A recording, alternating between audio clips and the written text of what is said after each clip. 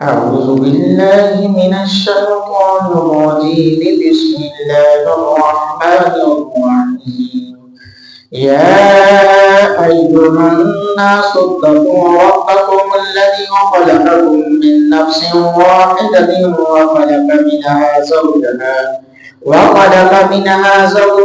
وبث منهما رجالا كثيرا ونساء واتقوا الله الذي تساءلون به والأرحام إن الله كان عليكم رقيبا. وآتوا اليتامى أموالهم ولا تتبدلوا الخبيث بالطيب ولا تأكلوا أموالهم إلى أموالكم إنه كان حولا كبيرا. وإن خفتم ألا تقسطوا في اليتامى فانكحوا ما طاب لكم من النساء مثنى وثلاث ورباع فإن خفتم ألا تعدلوا فواحدة أو ما ملكت أيمانكم ذلك أدنى ألا تعولوا. وآتوا النساء صدقاتهن نحلة فإن طبن لكم عن شيء منه نفسا فكلوه هنيئا مريئا. ولا تؤتوا السفهاء أموالكم التي جعل الله لكم قياما وارزقوهم فيها واكسوهم وقولوا لهم قولا معروفا. وابتلوا اليتامى حتى إذا بلغوا النكاح فإن آنستم منهم رشدا فادفعوا إليهم أموالهم ولا تأكلوها إسرافا وبدارا أن يكبروا. ومن كان غنيا فليستعفف ومن كان فقيرا فليأكل بالمعروف. فإذا دفعتم إليهم أموالهم فأشهدوا عليهم وكفى بالله حسيبا.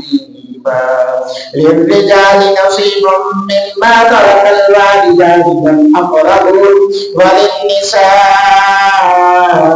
نصيب مما ترك الوالدان والأقربون مما قل منه أو كثر نصيبا مفروضا. وإذا حضر القسم أولو القربى واليتامى والمساكين فارزقوهم منه وقولوا لهم قولا معروفا. وليخشى الذين لو تركوا من خلفهم ذرية ضعافا خافوا عليهم فليتقوا الله وليقولوا قولا سديدا. إن الذين يأكلون أموال اليتامى ظلما إنما يأكلون في بطونهم نارا وسيصلون سعيرا. يوصيكم الله في أولادكم للذكر مثل حظ الأنثيين فإن كن نساء فوق اثنتين فلهن ثلثا ما ترك وإن كانت واحدة فلها النصف ولأبويه لكل واحد منهما السدس مما ترك إن كان له ولد فإن لم يكن له ولد وورثه أبواه فليمه الثلث فإن كان له إخوة فلأمه السدس من بعد وصية يوصي بها أو دين. آباؤكم وأبناؤكم لا تدرون أيهم أقرب لكم نفعا فريضة من الله إن الله كان عليما حكيما. ولكم نصف ما ترك أزواجكم إن لم يكن لهن ولد فإن كان لهن ولد فلكم الثلث مما تركن من بعد وصية يوصين بها أو دين ولهن الثلث مما تركتم إن لم يكن لكم ولد فإن كان لكم ولد فلهن الثمن مما تركتم من بعد وصية توصون بها أو دين. وإن كان رجل يورث كلالة أو امرأة وله أخ أو أخت فلكل واحد منهما السدس فإن كانوا أكبر من ذلك فهم شركاء في الثلث من بعد وصية يوصى بها أو دين غير مضار وصية من الله والله عليم حليم.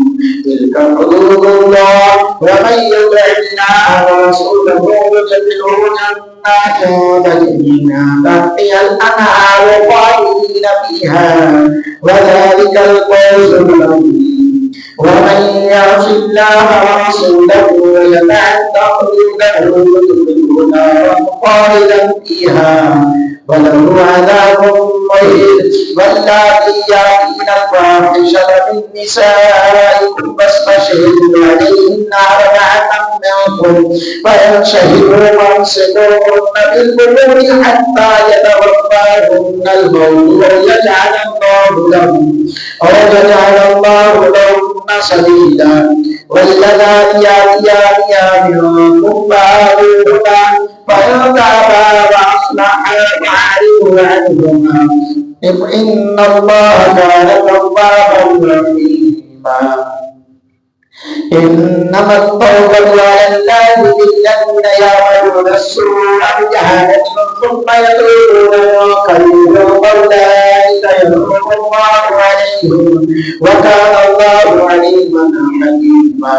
وليس للتوبة للذين يعملون السيئات حتى إذا حضر أحدهم الموت قال إني تبت الآن والذين يموتون وهم كفار أولئك أعتدنا لكم عذابا أليما.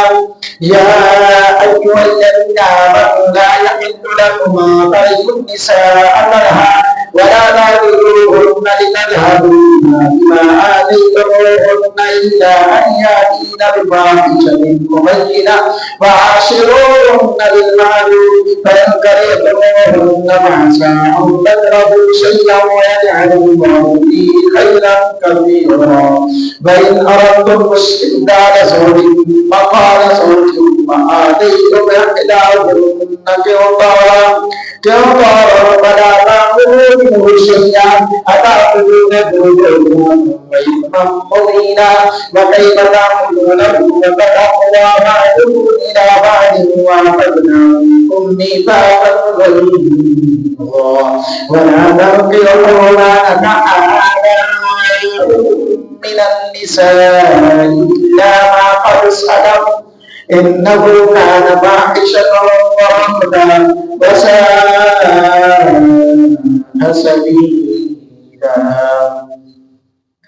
حرمت عليكم أمهاتكم وبناتكم وأخواتكم وعماتكم وخالاتكم وبنات الأخت وبنات الأخت